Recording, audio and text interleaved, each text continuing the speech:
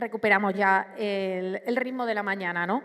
En la siguiente mesa vamos a abordar uno de los momentos claves de la enfermedad, ¿no? Que es cuando el paciente es consciente de que ha sido diagnosticado de un cáncer. Entonces, es ese momento en el que se enfrenta a la pregunta de ¿y ahora qué?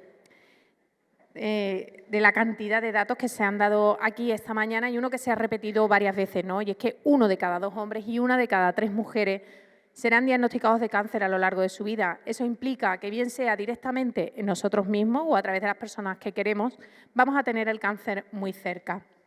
Para que nos hagamos una idea, y tirando de nuevo de datos, de eso que nos gustan tanto a los periodistas, el año pasado en Extremadura se diagnosticaron 6.723 nuevos casos de cáncer. Estamos hablando de más de 18 al día. Y además las previsiones, como se ha ido diciendo aquí, van a ir creciendo, de manera que para el año 2050, que lo tenemos casi a la vuelta de la esquina, podríamos rondar los 8.500 diagnósticos anuales. Cuando un paciente escucha por primera vez el diagnóstico, cuando es consciente de que tiene un cáncer, lo normal es que no sienta mucha certeza, al revés, sino que se pierda en un laberinto, ¿no?, de sensaciones, de dudas, casi que tenga un vértigo, ¿no?, ante un camino que está iniciando en ese momento que viene después. Pues es importante destacar esta mañana que tiene a todo un equipo de profesionales en la Asociación Española contra el Cáncer que le van a ir ayudando en ese proceso. De hecho, la asociación tiene un teléfono gratuito que es el 900-100-036, que funciona 24 horas al día, los 7 días a la semana y que además es único en Europa, para que se puedan plantear todo tipo de dudas y necesidades, y desde ese número de teléfono los profesionales le irán derivando a la atención que sea la correcta, la que debe de recibir, ¿no? Y para hablar de todos estos temas, de todo esto que estamos comentando ya, invito a subir al escenario a Patricia Cardito Nava, a Jacobo Gómez Ulla, a Irene León Casas, a Rocío Contreras Fernández y a Mariola Cerezo Arias. Gracias.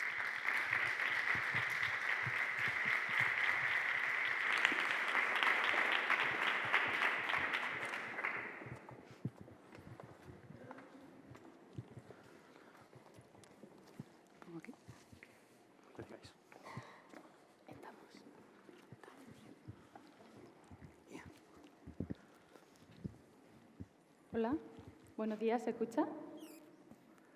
Bueno, buenos días a todos, espero que estéis teniendo una buena mañana, que hayáis cogido fuerzas con el café y nada, agradeceros que nos acompañéis en el 8º Congreso Extremeño de Personas con Cáncer y Familiares. Yo soy Patricia, psicooncóloga en la Asociación Española contra el Cáncer, en el área de salud de Llerena Zafra y la encargada de moderar esta mesa. Como bien han dicho, la mesa se denomina Me han diagnosticado cáncer y ahora qué. Y bueno, pues la vamos a dividir en 2 partes. Primero una parte un poco más técnica e informativa con los profesionales que contamos y posteriormente daremos paso a un testimonio de una paciente oncológica. Entonces tengo el gusto de presentarles. Hoy me acompañan Jacobo Gómez Ulla, nacido en A Coruña, en Extremadura desde el 2009. Es oncólogo médico, tutor de residentes, coordinador de la asignatura Oncología Médica Radioterápica y Cuidados Paliativos de la Facultad de Medicina de la UNEX y máster en Cuidados Paliativos por la UOM. Buenos días, Jacobo. Muy buenas.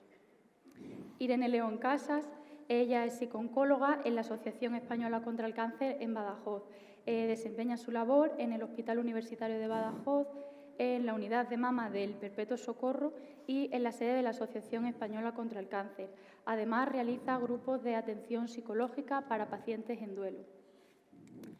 También tenemos a Rocío Contreras, que es diplomada en Trabajo Social y licenciada en Antropología Social y Cultural.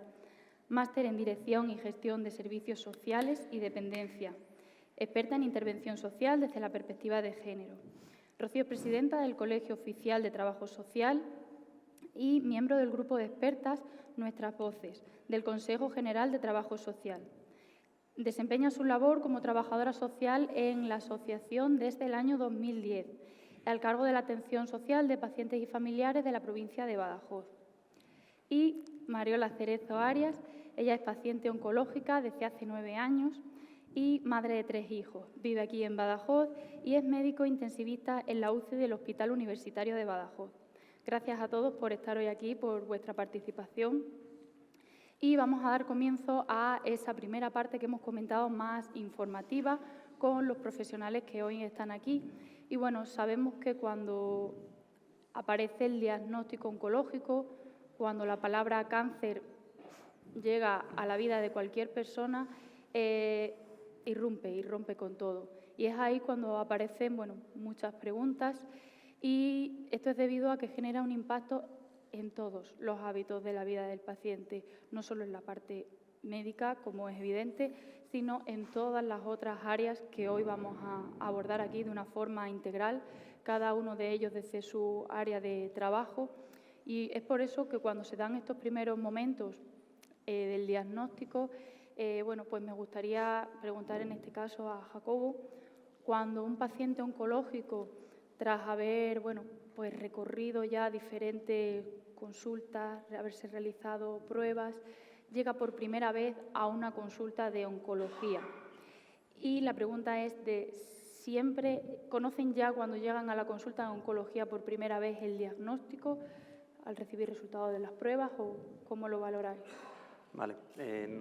Nosotros, nuestra agenda de consultas de los oncólogos de Badajoz, que es lo que yo conozco, son 10 minutos los pacientes que están en tratamiento, 10 minutos los que están en revisión y 20 minutos las primeras consultas. Y parte de eso doble de tiempo que hemos dedicado es porque clásicamente había bastantes pacientes que llegaban con el diagnóstico un poco, vamos a decir, cogido con pinzas. Sí es verdad que en los 15 años que llevo aquí se ha visto un cambio. Claramente el resto de especialistas se han asumido el papel de el que da la noticia, cada vez más. Sigue habiendo pacientes que llegan sin saber poco o nada, les han hecho muchas pruebas, pero no tienen muy claro qué es lo que ha pasado. Pero cuando yo llegué, por ejemplo, uno de los oncólogos que acababa de ir había hecho su tesis precisamente sobre eso. Había un infotest, le llamaba el infotest, y en la primera consulta él reflejaba cuánto sabía el paciente y cuánto le informaba él. Cada vez nos hace falta menos eso. Sí que es verdad que hay pacientes que todavía no lo saben. La manera de decir que vienes al oncólogo sin decir que tiene un cáncer ya es muy difícil, ya en el mundo globalizado es muy complicado ir a oncología sin tener un cáncer como primera consulta, pero sigue pasando, sí que sigue pasando. Me han dicho que me va a ver usted, que usted me explica, pero cada vez menos, es verdad que cada vez menos, que el resto de especialistas de servicios diagnosticadores principalmente cada vez informan más a los pacientes, más o menos. Sí, vale. Hemos visto un cambio para bien. Un cambio para bien, porque vemos que es una necesidad del paciente el estar informado y que los profesionales valoren hasta dónde, qué información tienen pues el paciente para, de una manera adecuada, dar la noticia. Vale, gracias, Jacobo. Irene, en este caso, a nivel psicológico, nos gustaría conocer cómo en esos primeros momentos, cómo reacciona un paciente diagnosticado de cáncer. Bueno, buenos días a todos y a todas. Patri, pues con respecto a tu pregunta, aunque tendemos a pensar que hay una reacción común a todos los pacientes cuando reciben un diagnóstico, es cierto que hay tantas reacciones emocionales como personas o pacientes que reciben esta noticia.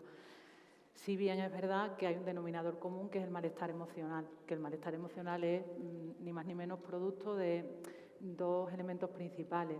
Una es la concepción social del cáncer, es decir, lo que en la sociedad entendemos por cáncer, que lo tenemos pues, muy asociado al dolor, al sufrimiento y a la muerte, y otro es el significado o digamos la naturaleza de la enfermedad, ¿no?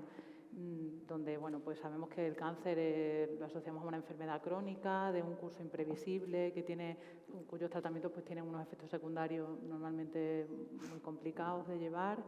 Y pues todo esto hace que el paciente experimente malestar emocional.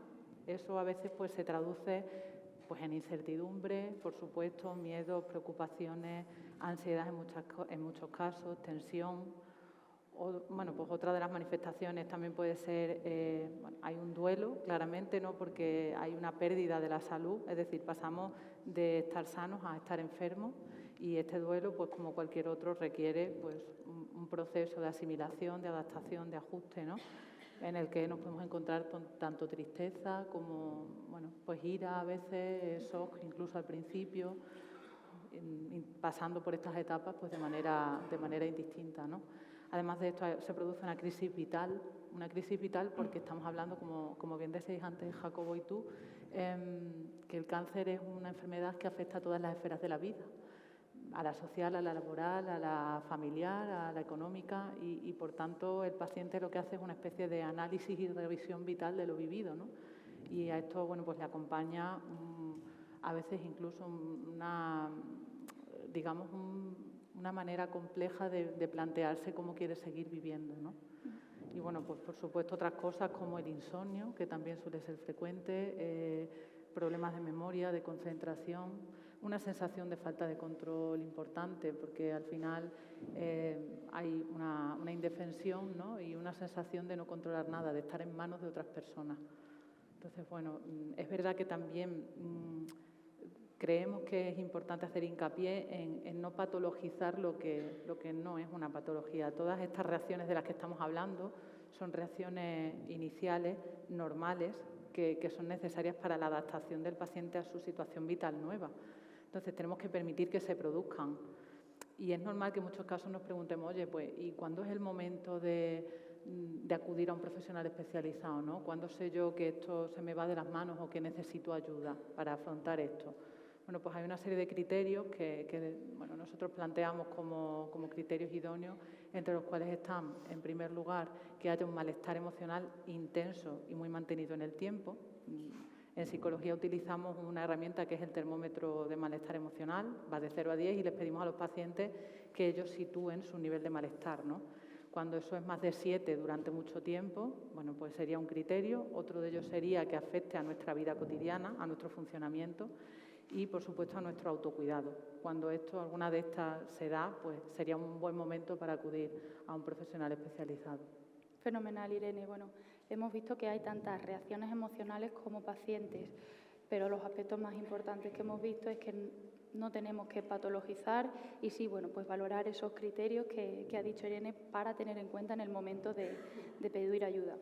Vale. Continuando con la parte social, Rocío, te planteo, ¿cuáles son los mayores desafíos sociales a los que se enfrentan las personas con cáncer y sus entornos y cómo pueden abordarse de manera efectiva? Buenas tardes, buenos días, buenas tardes ya.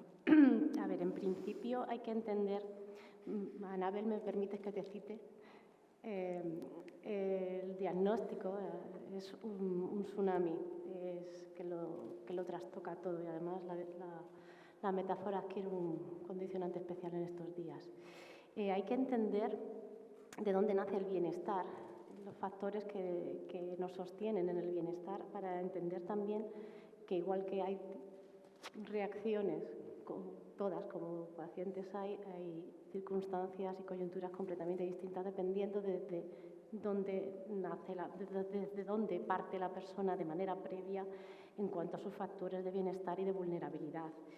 En algunas ocasiones esas dimensiones son mi responsabilidad y en otras no. No puedo decidir dónde nazco. No es igual nacer en África que nacer en Badajoz, en una zona rural, que nacer en la capital. La dimensión relacional, esa sí que es responsabilidad mía. ¿Qué tipo de redes, qué tipo de relaciones establezco con mi entorno? ¿Tengo amistades fuertes? ¿No tengo amistades fuertes? Yo siempre me gusta cuestionar a todo el que me escucha en este sentido. Si os quedáis en casa, ¿tenéis dónde ir? Esa dimensión relacional si te estropea, no hay que ir a la catástrofe, si te estropea el calentador, tienes una casa a la que ir con oye, que me ha quedado sin agua, me puedo luchar con esa tranquilidad. Tenés una casa en la que si te sientas en el sofá te sientes como en tu casa, una casa ajena. La dimensión social. Hablábamos de dónde nazco, dónde estoy. Ya hemos visto que no es lo mismo vivir en un bajo que vivir en un tercero. No es lo mismo vivir en una calle con una previsión en la que ha habido un estudio de riesgo y no han hecho un piso donde pasaba una rambla, a que nadie se haya preocupado de eso. O sea, los contextos sociales y políticos nos trastocan y son factores de vulnerabilidad para las personas. La dimensión personal, cuáles son mis competencias, cuáles son mis habilidades, mis conocimientos. a la hora del afrontamiento emocional, unas competencias individuales de madurez, de capacidad de autocontrol, de habilidades sociales que puedo entrenar y puedo ser autoconsciente. Incluso la formación a la hora de recibir el diagnóstico no es lo mismo hablar con una persona que entiende hasta cierto punto cómo funciona la biología y quien no. Ahora mismo somos todos muy vulnerables a los bulos porque nos falta mucho conocimiento que en teoría debería ser accesible. La dimensión residencial, bueno, pues sabemos que estamos viviendo en un momento histórico de mucha vulnerabilidad, incluso de personas que en otros factores no tienen vulnerabilidad. La vivienda, el acceso a una vivienda digna es un hándicap para todas y todos los que estamos aquí. Quien no tuviese la suerte de coger una hipoteca baratita en un momento dado, ahora mismo, pues quien está de alquiler vive en una vivienda de riesgo, porque no es suya, no es estable. Y bueno, pues quizá el que más nos llama la atención y como el que más se repite es la dimensión económica y laboral, que no lo es todo, pero ayuda. O sea, los ricos no son felices, pero el dinero, las cosas como son, nos hace dormir más tranquilos en nuestro tercero. Y entonces, bueno, pues cómo impacta el diagnóstico en la persona y en su entorno familiar, pues va a depender de todos esos factores, entendiendo que el bienestar es a mí me gusta la metáfora de un paracaídas que va frenando nuestra caída en este día a día, que es la vida del ser humano, y las dimensiones las dimensiones serían las cuerdas. ¿Cuánto de fuertes son esas cuerdas que me atan a la tela que evitan que me dé de bruces contra el suelo? Si yo cuido esas cuerdas, si yo puedo cuidar esas cuerdas, el impacto evidentemente será menor, la vulnerabilidad de la persona y de su entorno será menor. Cuanto más frágiles sean las cuerdas, pues más fácil es darse el batacazo. Muchas gracias, Rocío, y además muy visual el ejemplo ese que has puesto, que todos nos imaginamos, ¿verdad? Esas cuerdas y qué tanto hacen cuando llega el diagnóstico. Vuelvo contigo, Jacobo. En la consulta de oncología, ¿cómo valoráis o exploráis cuánta información puede tolerar un paciente? ¿Hasta dónde está preparado para asimilar? Valoramos y acertamos y valoramos y fallamos, pero la realidad, aquí veo gente que ha tenido primera consulta conmigo y yo siempre digo a los residentes, que eso de la tutoría y a los alumnos, que los pacientes suelen ponerlo muy fácil. Parece que es una de las cosas que más miedo nos da, pero suelen ponerlo muy fácil. Yo, en la primera reunión que tuvimos para organizar un poquito esta mesa, les contaba que me pareció que el momento bueno para averiguar eso, empezamos, yo les cuento mi rollo, les pregunto por tensiones, colesteroles, todas estas porquerías, y en el momento de la exploración, mientras van yendo hacia la camilla, digo, y bueno, ¿qué es lo que le han contado? Y ahí es donde muchas veces te cuentan lo que le han contado y ponen los límites de lo que quieren poner. Bueno, me he hecho un TAC, una resonancia y una biopsia, pero ya se lo han dicho todo a mi familia, pues ella ha puesto su frontera. O no me han dicho nada y la verdad que me escama, pues ya sabes que quieres saber más. O te lo cuenta todo directamente del tirón y dices, pues mira, ese trabajito que ya hemos ganado. Creo que en la realidad los pacientes a día de hoy, por suerte, vienen mejor informados, como he dicho antes, y más preparados para esa información por todo el trabajo que se ha hecho a nivel social, prensa, no sé qué, y del resto de especialidades y toda la parte sanitaria. Sí que es verdad que el personal de enfermería, toda esta gente está cada vez trabajando un poquito más en esa parte de que no sea cáncer y todo el mundo se lleva las manos a la cabeza y pobrecito tú y tal. Lo que dijo antes, 1 de cada 2 hombres, 1 de cada 3 mujeres, esto es lo que va a haber. Y se va normalizando un poquito y ya os digo que los pacientes cada vez nos ponen más fácil, dándoles esa que te han dicho, simplemente dejándoles hablar libremente. Muchas veces ellos son los que te dicen qué es lo que quieren saber, hasta dónde saben y o se lanzan a hacer preguntas o te dejan eso en el aire y ya vas trabajando un poquito con ellos. Claro, y ellos van marcando, bueno, pues ese límite, os guían y sí, dan porque muchas veces lo que te digo, el ir. ensayo-error funciona muy mal en lo nuestro y se ha hecho así, lo hacemos así a diario, te pones a contarlo y de pronto ves que empieza a poner ojos muy grandes, la familia empieza a hacer gestos por detrás y dices, ya me he pasado. Entonces es mucho más fácil en ese momento, cuando al principio es muy protocolo, le voy a preguntar por las cosas que le han pasado antes, qué pruebas le ha pasado, desde cuándo está así, venga. Y ahora, mientras se va subiendo a la camilla, cuénteme. También es un momento que están así un poquito más liberados, que ya saben que es dejarse ya hacer y tal, que no le voy a seguir hablando y contándole cosas horribles. Y ese momento, en mi experiencia, es un buen momento para que ellos empiecen a hablar un poquito y demanden lo que les falta, el alimento que les falta para que hagan esta consulta con este señor. Vale, claro, al estar más relajados, pues se da en ese momento. Muchas gracias, Jacobo. Irene, en tu caso, ¿qué necesidades a nivel psicológico suele experimentar un paciente oncológico? Bueno, pues muy buena pregunta, Patri. Es verdad que, bueno, con respecto a esta pregunta, primero me parece importante señalar que el objetivo precisamente del profesional, en este caso, o nuestro, cuando nos encontramos con un paciente, es identificar necesidades para poder hacer las derivaciones correspondientes, ¿no?, a los servicios que sean pertinentes. Bueno, pues además de la psicológica, algunas necesidades, como han hablado mis compañeros ya, pueden ser la atención médica, esa información para digamos, alimentar la tranquilidad, ¿no?, y quitar esa incertidumbre tan enorme, la orientación médica, la información, la orientación social o, como decía Rocío, bueno, pues, con respecto a lo laboral, a lo económico, a lo jurídico a veces, ¿no? Y, bueno, pues por supuesto otro tipo de necesidades que tienen, pues a lo mejor de apoyo y acompañamiento, cuando hay una soledad no deseada, cuando hay una red de apoyo social muy escasa o hay ingresos hospitalarios muy largos.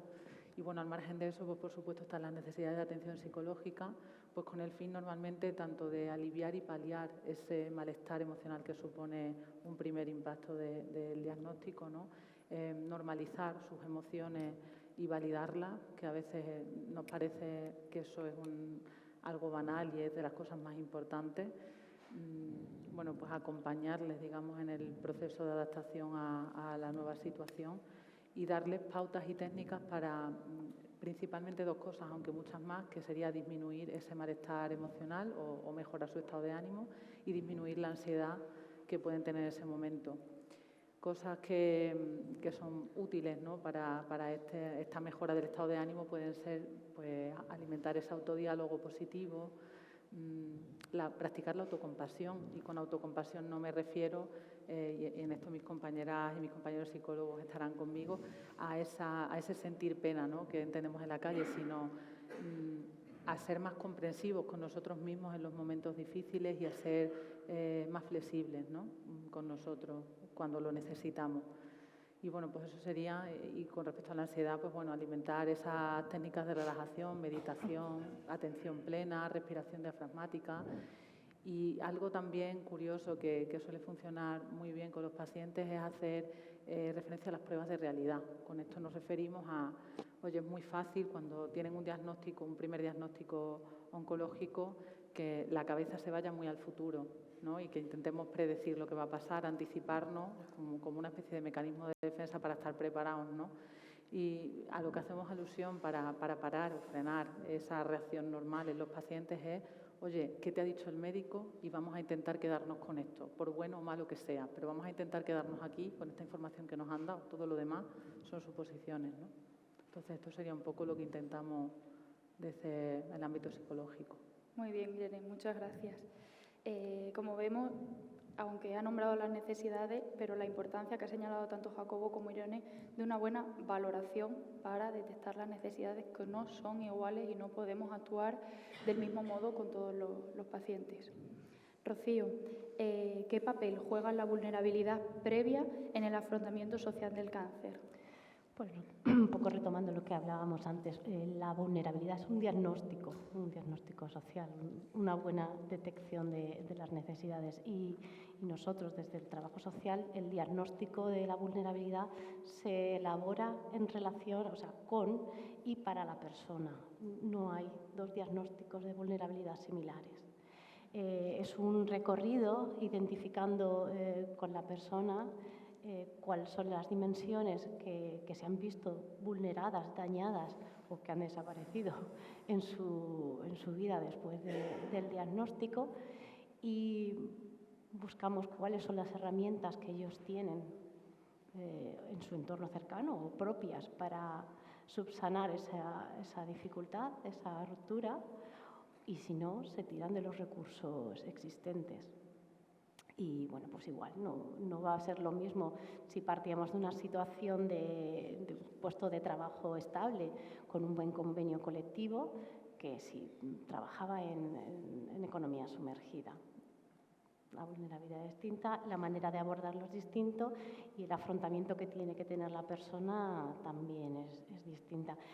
Un factor de vulnerabilidad que nos atañe a todos y que tiene solución es el conocimiento.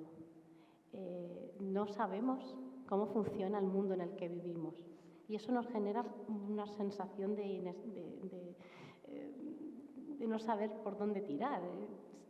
Cuando hay un diagnóstico ya nos acordamos de que truena, de Santa Bárbara, y ahora es mi convenio colectivo. Yo, pues si cojo una baja, tengo derecho a una baja. ¿Cuánto voy a cobrar en una baja? Y porque, además, ese discursillo que ahora mismo es muy recurrente, a mi vecino le han dado una discapacidad porque a mí no tiene nada, porque a mí no me lo dan.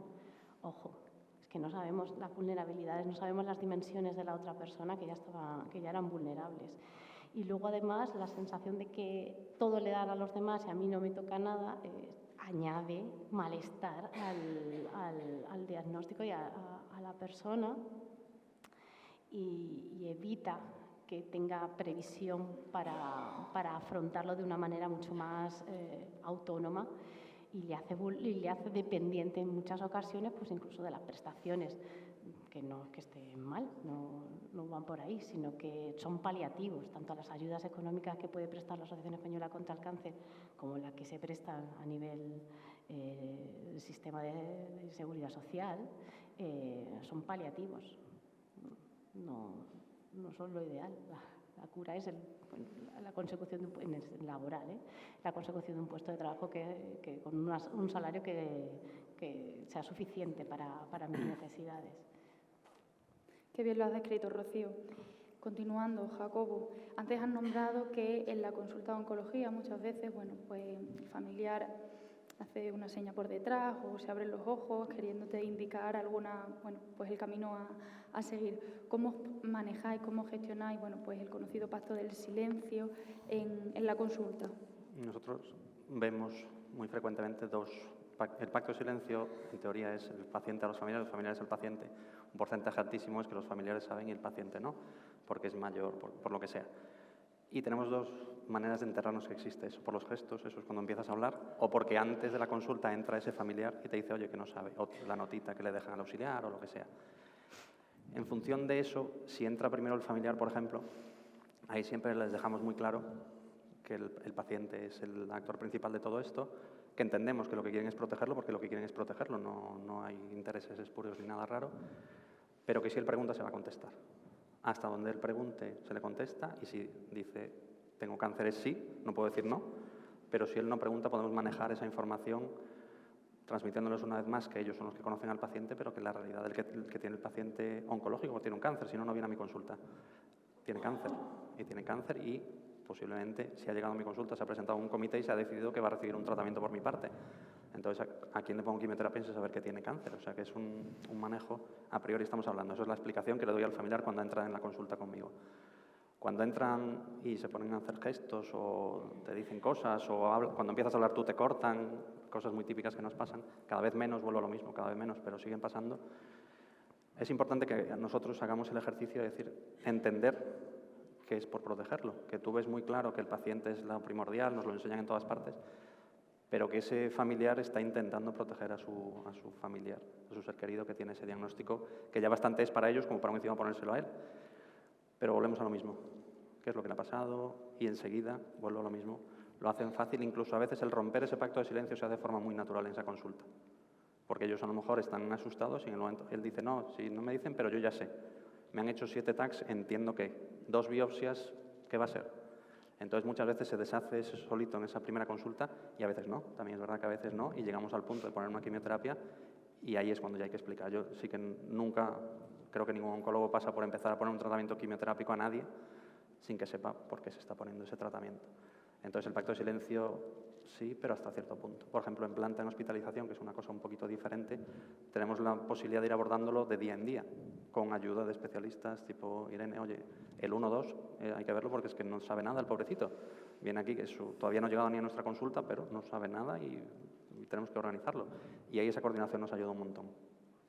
Y además es un gran trabajo el, bueno, pues entender que, bueno, pues los familiares lo hacen para proteger, para cuidar al paciente, pero que esto, bueno, pues no ayuda y que hay que trabajarlo, y gracias, bueno, pues a estos foros y normalizar, hablar sobre el cáncer, bueno, pues hace que con menor frecuencia aparezcan estas consultas. Vemos mucha gente, familiares y pacientes, que no son capaces de cáncer, las letras cáncer. De decir la una palabra. lesión, unas manchitas, un lo que sea. Y yo cada vez más, de hecho la sociedad nuestra, la Sociedad Española de Oncología Médica, está trabajando en normalizar la palabra cáncer. Porque gente que lleva mucho tiempo en tratamiento sabiendo perfectamente no todavía es capaz de decir esa palabra. Y ahí, pues, cuando detectas eso muy claramente y te enteras, porque hablas la consulta, los mismos 10 minutos de los que hablamos, pero a veces sí dices, Claro. Irene, miradme Muchas esto veces porque es que me parece que hay algo que está chirriando un poco. Parece que va todo muy bien, pero algo está chirriando. Claro, por esas connotaciones que tenemos asociadas a la palabra. Gracias, Jacobo. Irene, a nivel psicológico, ¿qué tipo de afrontamiento puede tener un paciente? Bueno, pues en cuanto a los estilos de afrontamiento hay como 4 modelos, ¿no? 4 que son los más frecuentes. El primero diríamos que puede ser el de preocupación ansiosa. Hablamos de un perfil de persona que quiere como controlarlo todo, ¿no? Hay una preocupación excesiva, a pesar de que es una situación pues, muy límite, ¿no? Quiere tener mucha información, analizan todo al detalle, incluso van a consultar al oncólogo y todo lo analizan al mínimo detalle, ¿no? Y es con la intención o el objetivo que tienen es como querer cambiar su situación, querer a ver si encuentro algo que me dé la herramienta para yo poder revertir esto de alguna manera, ¿no? Es no asumir que ellos no pueden controlarlo todo, y el problema que supone este estilo de afrontamiento es que acaban viéndose muy saturados, tanto de información como de estrés, como de nerviosismo y preocupación, y acaban al final no controlando ni siquiera esa parte que sí que les corresponde, ¿no? De alguna manera, que bueno, a esa parte me refiero a la parte igual del autocuidado, ¿no? De mejorar su situación o su estado. Ese sería uno de los modelos. Es verdad que es lo que este modelo, el problema que tiene es que bloquea y paraliza en mayor medida.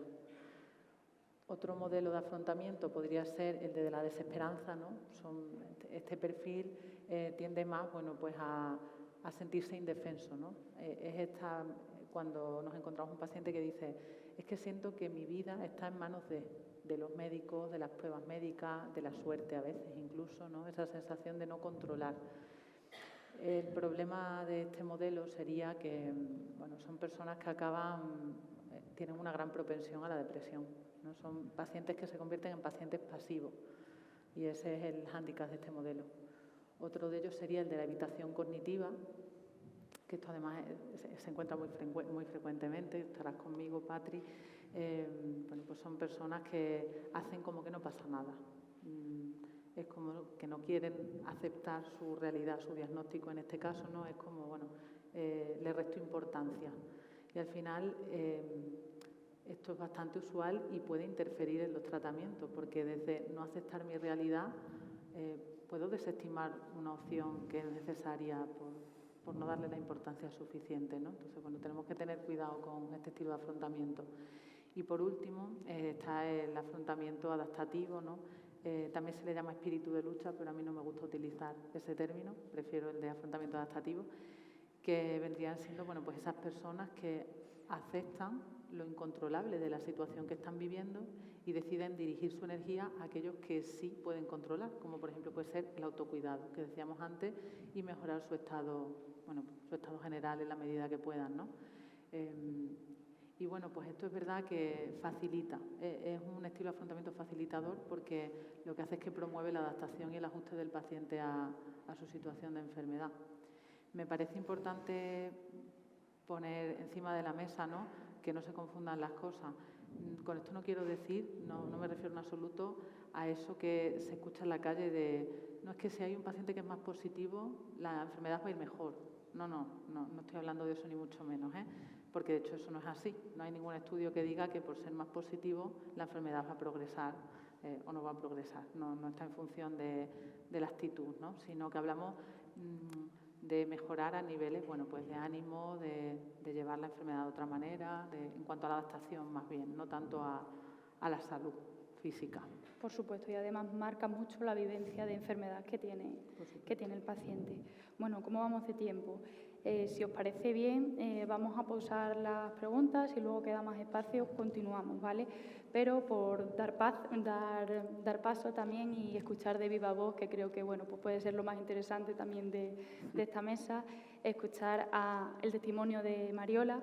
Como he dicho antes, bueno, pues es superviviente de cáncer de mama. Fue diagnosticada en el 2015. Es madre de 3 hijos de 10, 12 y 15 años, más o menos por fechas, y muy pequeñitos cuando viviste la enfermedad. Y nada, Mariola, nos gustaría conocer cómo viviste tú estos primeros momentos y qué supuso para ti. Vale. Buenos días a todos. Lo primero quería agradecer a la Asociación Española contra el Cáncer por haberme invitado, en especial a Mariola, mi tocaya, para dar mi testimonio. Bueno, pues en esos primeros momentos yo estaba en una situación de mucha tranquilidad. Había cogido mi plaza en el hospital que quería, al lado de mi casa, el año antes. Tenía 3 hijos sanos, de 6, 4 años y 20 meses. De hecho, estaba dando el pecho al pequeño todavía. Y bueno, pues llega en ese momento cuando no te lo esperas, como a todos, ¿no? Es una situación de shock, por supuesto. Yo me noté un bultito en la mama derecha. Como soy médico, pues a una compañera que es radióloga se lo comenté, me hizo una primera ecografía. De primera les parecía que podía estar en relación a la lactancia, un quiste de leche, un galactóforo, y bueno, enseguida me hicieron una biopsia. A ellos les parecía que tenía características benignas, parecía un quiste, y bueno, te quedas así un poco con el nerviosismo de que puede ser, pero no sé, me dieron bastante tranquilidad de que probablemente no. Entonces, bueno, yo estaba trabajando tranquilamente, además, y estaba visitando a una paciente en la planta y me llamó mi hermana pequeña, que es médico también y que, bueno, este año también es paciente. Me llama y me dice, ¿puedes venir a mi despacho? Y bueno, ya eso me mosqueó un poquito porque, bueno, estaba esperando un resultado de una biopsia. Y aunque era muy precoz, pero bueno, allí que me fui. Y bueno, pues ella ya su cara fue lo que me indicó lo que había. Ella me dijo, Mari, es malo, es malo. Y bueno, pues fue una jarra de agua fría, por supuesto. No te lo esperas. Digo, ¿y ahora qué? ¿Me muero? Lo primero que piensas es que me muero. Soy médico, pero no soy oncólogo. Y la primera palabra es esa que resuena en la cabeza. Mis niños, tan pequeños. ¿Y ahora qué? Las dos nos fundimos en un abrazo, llorando. ¿Y ahora qué hago? ¿Qué hago? Mi vida, ¿qué hago? Ella fue en ese momento mi guía, porque yo ahí me quedé ciega. O sea, no sabía qué hacer, no me lo esperaba. O sea, siendo médico tú lo ves la enfermedad desde el otro lado, desde el otro lado del burladero y nunca parece que te va a llegar a ti estas cosas, ¿no? Pero llega. Y bueno, mi hermana tiró de mí, embarazadísima, de 8 meses que estaba la pobre. Me llevó a la consulta de nuestro buen amigo Jacobo y, bueno, con ese primer diagnóstico inicial, que fue súper precoz además, porque, bueno, una amiga mía, su pareja es anatomopatóloga y tuvimos un primer resultado de cáncer muy precoz, pues ya Jacobo, con toda su tranquilidad y su serenidad, nos dio los primeros pasos a seguir. Y ahí fue todo un terremoto de una semana de pruebas, de una a otra, de un TAG a una resonancia, gammagrafía, todo. Fui un poco, pues eso, a ciegas y sin darme cuenta de dónde iba, pero guiada sobre todo por la familia y por los profesionales y amigos.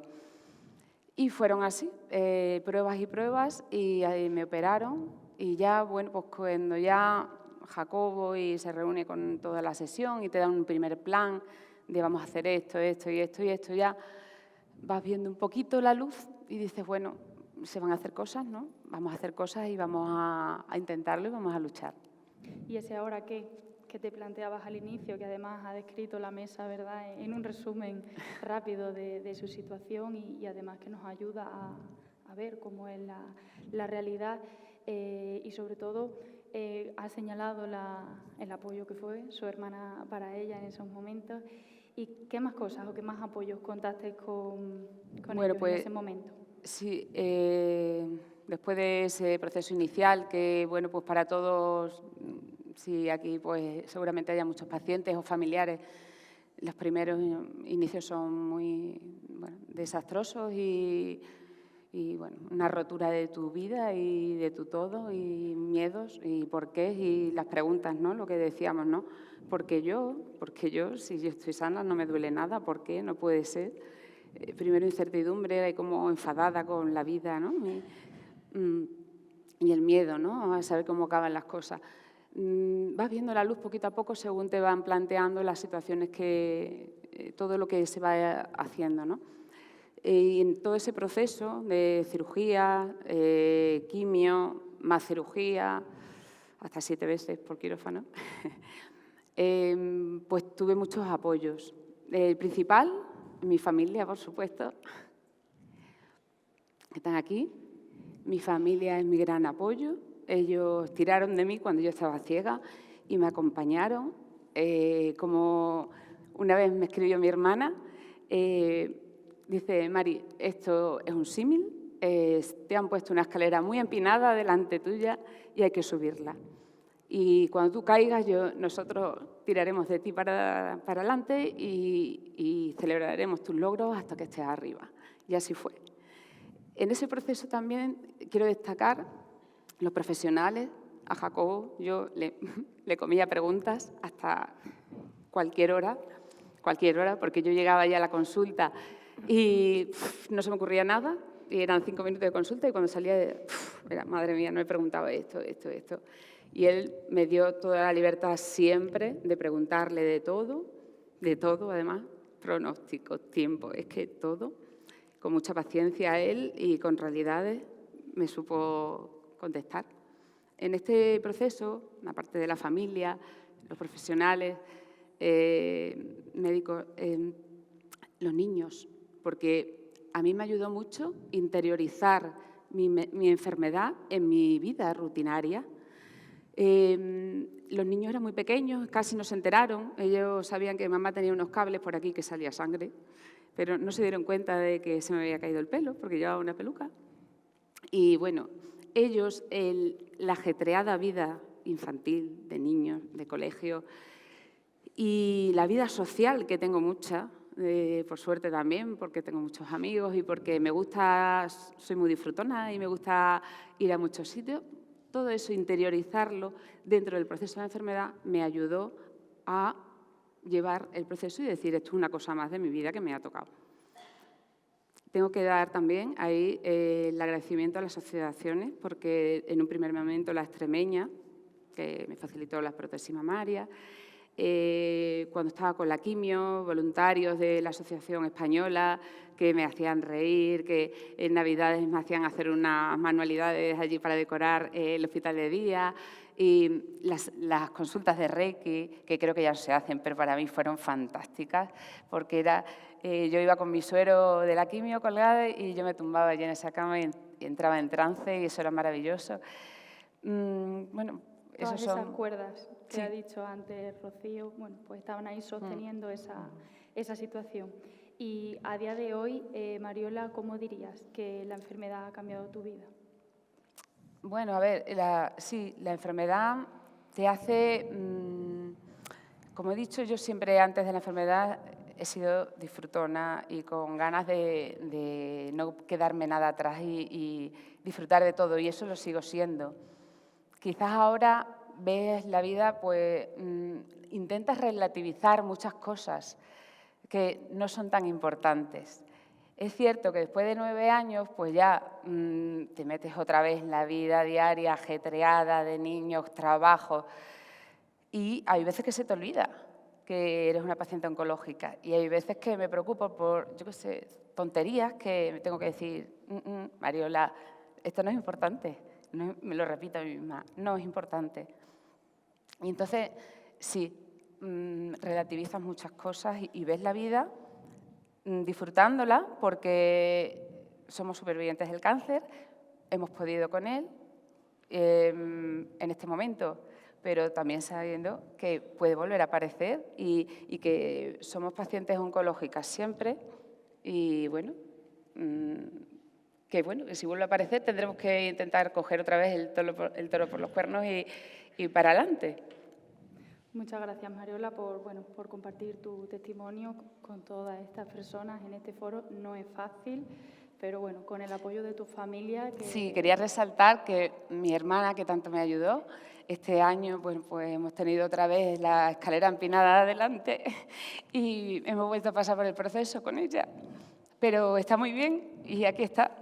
Y... Levante, que te vean.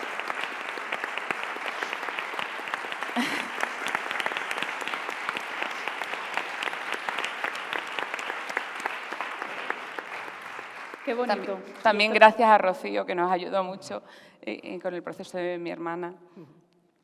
Ver cómo el apoyo familiar, pues es bidireccional. Sí. Vale, pues vamos de tiempo. Hay un espacio para preguntas, damos la voz al público por si alguien se anima a plantear alguna duda, reflexión, es el momento. Un micro ahí.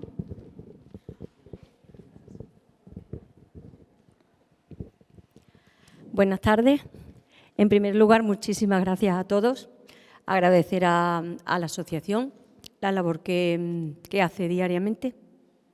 Soy voluntaria de la Asociación Española contra el Cáncer desde hace algún tiempo y además soy familiar de una persona que padeció un cáncer. Como bien ha dicho la doctora paciente, lógicamente ellos son pacientes oncológicos durante toda la vida. Los familiares también somos familiares oncológicos durante toda la vida. Y para nosotros es muy difícil, lo digo como persona, por mi experiencia, me emociono un poco porque soy un poco marichichi y me encanta llorar, que es buenísimo. El problema de la familia, creo que también tenemos un papel muy difícil. Porque, como bien decía el doctor, yo, por ejemplo, mi madre, yo no quería en ningún momento que nadie le pronunciara la palabra cáncer, porque mi madre era una persona muy depresiva y nosotros siempre le hablamos de un bulto, de un quiste, de un tal, de un cual, pero nunca pronunciamos la palabra cáncer. En la primera consulta, que fue con el oncólogo, su oncóloga le dijo, bueno, Manuela, usted sabe que ha sido operada de un cáncer. Mi madre bajó la cabeza y no la levantó jamás, jamás. Se dejó morir, ya no tuvo ganas de vivir. Entonces eso, la familia lógicamente lo pasa fatal, porque tú intentas hacer el payaso delante del paciente para intentar hacerle olvidar lo que ella, como bien ha dicho el doctor, como protagonista que es de esta historia, se anime, pero es muy difícil. Esa familia, cuando el paciente, por desgracia, no lo supera y se va, nos quedamos con esa sensación de que hemos fallado, de que nosotros no hemos sabido darle a ese paciente lo que realmente necesitaba, que a lo mejor no era hacer el payaso delante de él. Yo he aprendido, por los años que llevo de voluntaria y por el buen hacer de la asociación, que para eso nos tienen constante dándonos para que aprendamos, que no hace falta estar haciendo el payaso delante del paciente todo el día, sino simplemente muchas veces estar sentado a su lado, escucharle, llorar si hay que llorar, reír si hay que reír, simplemente acompañar. Pero la familia, nadie nos prepara para ese tipo de cosas. Yo creo que en ese aspecto la asociación sí que está haciendo una labor importantísima con todos los pacientes, muy, muy importante. Pero creo que fallamos, y lo digo como propia voluntaria que soy de la asociación, fallamos muchas veces con los familiares, porque nosotros cuando entramos en una sala de quimioterapia como voluntaria de hospital, que también he sido durante un tiempo, nos dedicamos al paciente, pero no al familiar. Y ese familiar está ahí tan asustado o más que el propio paciente, porque no sabemos qué os está pasando por dentro, sino nosotros estamos viendo desde fuera ese proceso tan bestial que estáis teniendo, pero que no sabemos cómo ayudar y queremos hacerlo. Y muchas veces creo que tenemos la sensación, o yo, por ejemplo, en mi caso, de que estaba estorbando y de que estaba incluso hasta molestando. O sea, yo había veces que le decía a mi madre, mamá, mírame estas lentejas, no sé que vayan a tener bicho. Mi madre de tonta tenía 3 pelos igual que yo. Y claro, cuando llevaba como 10 minutos mirando a las lentejas, decía, oye, hija, ¿esto no tiene bicho? Quítame este gilipollez del medio porque yo ya no voy a mirar más lentejas. Y es que yo la tenía que entretener con algo porque no levantaba la cabeza. Entonces, ¿qué pensáis vosotros, los pacientes de cáncer, referente a vuestra familia? ¿Tú entiendes que tú, que estás en un proceso gravísimo, en ese momento para ti el mundo se te viene encima? Como tú bien decías, tenías 3 hijos y tenías que luchar contra tu enfermedad, pero además también intentar de que tu vida de alrededor fuera más agradable para los demás. ¿Qué podemos ofreceros la familia o qué creéis vosotros que os hace falta que la familia os pueda dar? Luego, otra cosa muy importante también es a nivel de trabajadora social. Creo que la asociación está haciendo una labor impecable. Yo no soy nada objetiva con Rocío porque ella sabe que desde el primer momento la amo. Pero sí que es cierto que también creo que hay muchas cosas que los familiares tampoco sabemos que podemos hacer a través del trabajo social. Que a lo mejor, en vez de estar haciendo el payaso al paciente que está a nuestro lado, sí que podemos estar gestionando una serie de cosas para que cuando ya lo tengamos solucionado, ese paciente se vea con la tranquilidad de que ya, por lo menos eso me lo han quitado de encima. Porque hay muchas personas, yo por ejemplo tengo un caso reciente relativamente de un niño en el que AZMO estuvo ahí a su lado durante mucho tiempo y se lo agradeceré siempre. Pero esta chica cuando entró en el hospital no tuvo la información necesaria y ella dice muchas veces, yo todo lo que sé me lo enseñó Loli hasta que entré en el hospital. Y luego ya a partir de ahí ya sí que tuve ayuda. Pero antes de entrar en el hospital yo fui la persona que le tuve que explicar qué podía hacer, de qué manera podía dejar de trabajar sin tener problemas en el trabajo, tanto él como su marido, como su historia. Entonces, ¿no piensa la trabajadora social que a nivel de voluntariado o de familia no tenemos toda la información que necesitamos saber los familiares para poder echar una mano? Y ahora el doctor, yo tengo para todo. A ver, doctor, yo he ido a acompañar, aparte de mi madre, he ido a acompañar a otros pacientes a las consultas de oncología, que además es una cosa que me encanta, porque cada doctor o cada doctora tiene una manera de hacer su trabajo y es lógicamente como en esta vida, como en todo, ¿no? Pero sí que es cierto lo que acaba de decir, que el doctor está un poco así sentado detrás de la mesa como diciendo, a ver, los que vienen con ¿qué me van a plantear? Y yo era de las que detrás de mi madre hacía el gilipollas para que el doctor no le dijera nada, ¿no? Daba igual, se lo dijo. La doctora lo creyó pertinente y se lo dijo.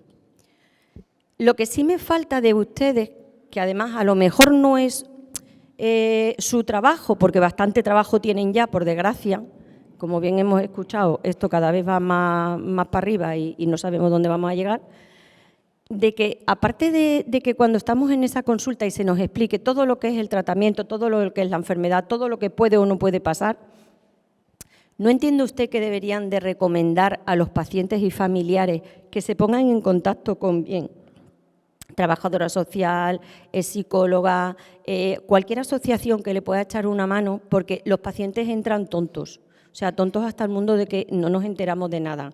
No sabemos dónde ir y salimos de aquella consulta solamente sabiendo que te van a plantificar un gotero a tu madre o a tu hermana y que va a estar allí no sé cuántas horas y tú vas a estar fuera mordiéndote las uñas y esperando que no ocurra nada.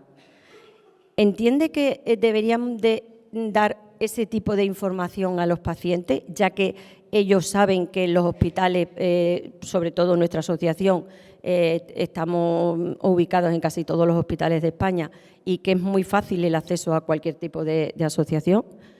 Y luego a los psicólogos, bueno, yo sé que ellos lo que más tratan… ¿Vas a agotar todas las preguntas del público? Todo.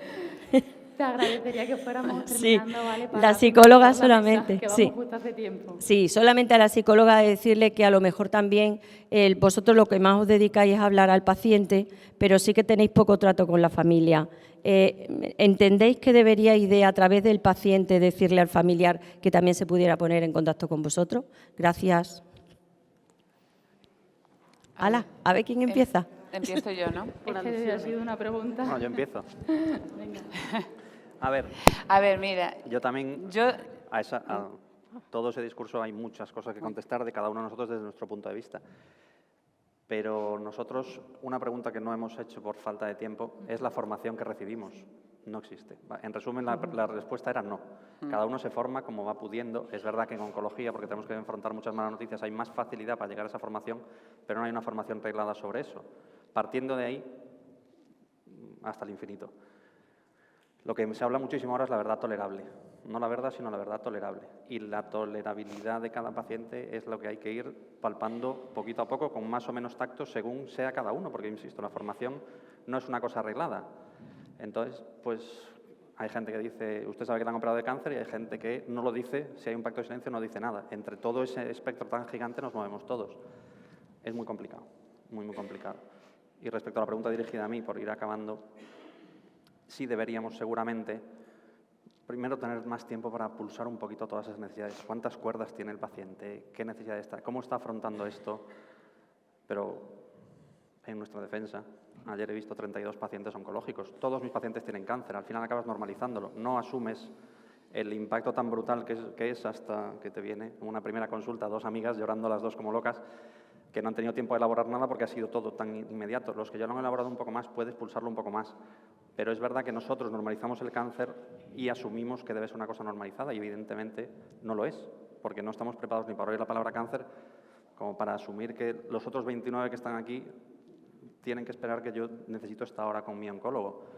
Y a veces, lamentablemente, los echamos, entre comillas, de nuestra consulta antes de llegar a pulsar un poquito más. Y es verdad que no tenemos tan presentes las asociaciones en nuestro día a día, más allá de eso, que los lunes viene Irene y me dice, oye, ¿quién crees que tengo que ver? Y yo le digo los que creo que tiene que ver. Pero sí es verdad que más cuando nos lo demandan que la oferta nuestra. Eso es una carencia que tenemos, creo que todos los oncólogos, además.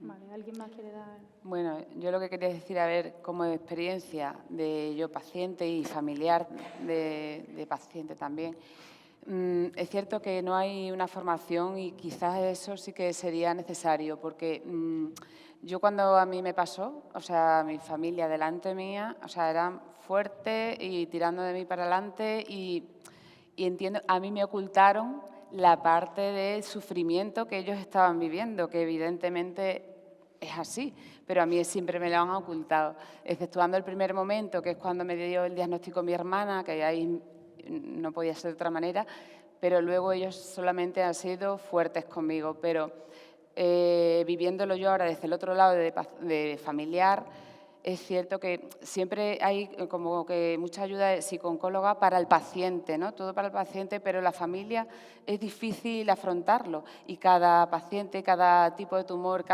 es totalmente distinto. Entonces, y cada familiar somos distintos y lo afrontamos de una manera. Yo he tenido momentos como familiar muy angustiosos y de no poder, no saber cómo llevarlo. Y quizás es verdad que en ese sentido necesitaríamos ayuda también para aprender a afrontarlo y cómo llevarlo. Sí, tenemos ya que finalizar.